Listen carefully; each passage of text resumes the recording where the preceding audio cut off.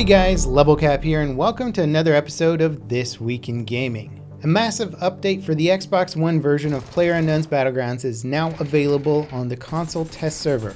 It basically adds all the new weapons, attachments, and other minor gameplay improvements that the PC version has received in the past few months.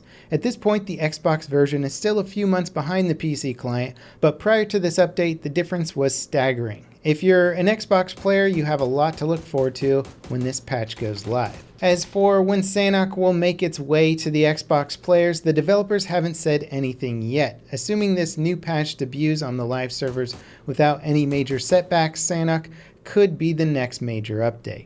On PC, the latest patch for the game was smaller than the other recent patches, mainly addressing a revive bug and some issues with matchmaking. That said, these issues were pretty significant and it's great that they were addressed quickly. This week's event mode is a return of last week's shotgun mode on Sanhok. The Sanhok Event Pass is ending next week. To make up for all the technical issues that plagued its launch, the developers are doing 2 bonus XP events before it ends on the 21st. All players had to do is log in daily to receive the various bonus XP awards. Popular musician slash DJ Deadmau5 is getting the PUBG streamer treatment similar to Dr. Disrespect and Shroud with his own themed cosmetic items. They'll be available exclusively during Amazon's Prime Day discount event for Twitch Prime customers this Monday.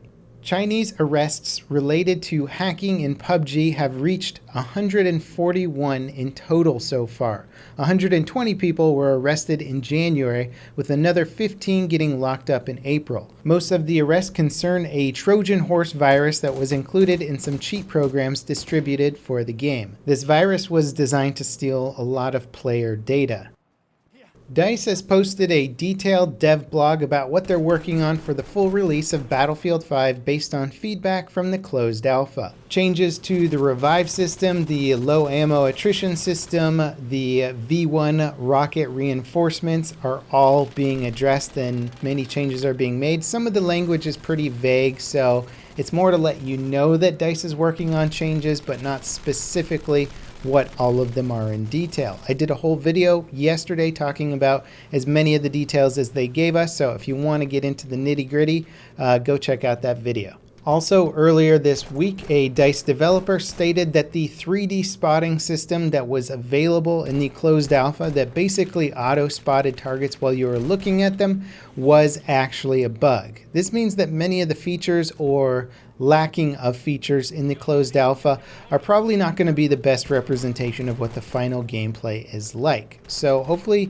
the open beta is a huge change and shift up from what we experienced in the closed alpha, and I can't wait to check it out. The Road to Battlefield 5 promotion is still live. Completing daily tasks in Battlefield 1 will unlock cosmetic items for Battlefield 5. Every expansion for Battlefield 1 and Battlefield 4 will be free for all players leading up to Battlefield 5's release. Currently, Turning Tides for Battlefield 1 and Battlefield 4 Second Assault DLC are available, so grab them if you haven't already. Rainbow Six Siege will now auto-ban players that engage in toxic behavior via chat. The bans range from 30 minutes to 2 hours. After 3 bans, players could potentially have their accounts permanently banned by Ubisoft. Bans can be appealed though. New Pro League skins for the game were recently data mined, giving us our first look at the content coming in August with Siege's Season 3 expansion. They're actually quite clean looking black and white skins with gold accents, keeping in line with previous Pro League cosmetics. The data mined skins are for Ying, Dokkaebi, Vigil, and Zofia. WARFRAME is getting 2 new expansions. The first, called Fortuna, follows the footsteps of the game's previous expansion, Plains of Eidolon. It'll be an open-world environment complete with a sci-fi underground urban hub and frozen topside plains to explore. Like Eidolon, Fortuna will add new enemies, items, weapons, warframes, and cosmetic items to the game. The second expansion is more of an update than a DLC, but it's much bigger than normal. Codenamed Railjack, it adds a new multiplayer mode that gives up to 4 players control of a fully customizable spaceship built for battle. Players will be able to split the duties of the ship between each other with specific roles like flight control, manning turrets, managing shields, and repairing damage. Players can also breach other ships on foot, clearing out enemies and taking out their core reactors. FORTUNA is scheduled for release later this year, but there's no ETA on Railjack yet. Both will be free for all players. Fortnite's Season 5 event is now live. The patch notes for it are predictably extensive. A new vehicle called the All-Terrain Cart has been added that fits an entire 4-man squad. It can get a speed boost by drifting, making pretty decent jumps, and has a roof that acts like a bounce pad. The map has been updated with a new desert biome and 2 new locations, Paradise Palms and Lazy Links. The logic for the storm has been updated so that it shifts in random directions while it shrinks, meaning it doesn't just close in on its center each time it gets smaller. Shotguns have also been slightly rebalanced. The reticle will now indicate how many pellets from each shot landed. The heavy shotgun now fires 10 pellets instead of 5, and after firing one shotgun, switching to another will have a firing delay. Be sure to check the full patch notes linked in the description. Season 5 also includes new challenges and the usual mix of themed cosmetic items. Thanks to Fortnite's success, Epic are reducing their cut taken from sales of the Unreal Engine store assets. Prior to the change, the split was 70-30, with the creator taking 70%. Now it's changed to 88-12. The change is permanent and generally just a really nice move on Epic's part to reward people for their hard work. Gameplay footage of the upcoming 4-player co-op game EARTHFALL has been released. It's essentially a sci-fi take on the Left 4 Dead style of games. If those kind of games are your thing, it certainly looks like it'll be worth checking out. Overall, it doesn't seem that revolutionary, but the setting and theme are pretty fresh for the genre. A new teaser for Far Cry 5's upcoming Lost on Mars DLC has been released. It shows just a few seconds of gameplay. Hopefully it's a step up from the previous Vietnam-themed DLC that just wasn't up to the same level of quality as the core game. Lost on Mars releases on the 17th. Gameplay of Doom Eternal will be revealed on August 10th at this year's QUAKECON event. The game was teased at E3 with a short but promising trailer. The reveal will be live streamed from the event. Hopefully it's a live demo and not just a pre-recorded trailer.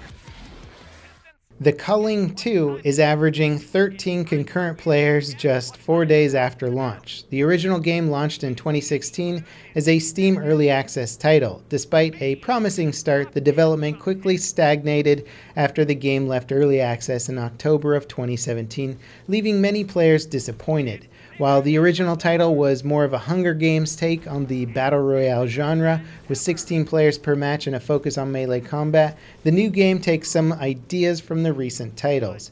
It has 50 players per match and is more focused on ranged combat. Reviews are overwhelmingly negative, with many players asserting the game is simply just a cash grab. Battle Royale game Fear the Wolves is in early beta ahead of its early access launch on the 18th. Unfortunately, it's in a pretty unpolished state for something called a beta. The main issues are server performance, crashes, generally poor optimization. That said, it's still a title that some people are looking forward to. It does a few interesting things with the Battle Royale genre. The blue zone, or danger zone, spawns as a series of squares that's slowly overtaking the map, forcing different styles of gameplay. Dead players can also spectate matches and vote on weather events that affect all players that are still alive. Hopefully the developers can get the game in a more playable state in the near future.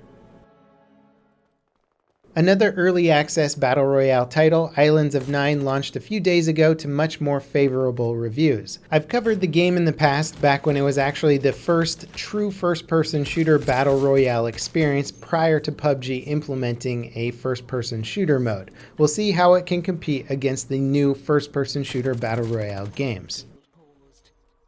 In our final story this week, another Kickstarter project that was successfully funded last year, Night Dive Studios' System Shock remake, just got a new progress update that sounds very promising. The devs are working on a playable alpha build for September. Players will be able to explore the entire Citadel station, but with no enemies. You will, however, be able to pick up items, listen to audio logs, read emails, and complete the game's objectives.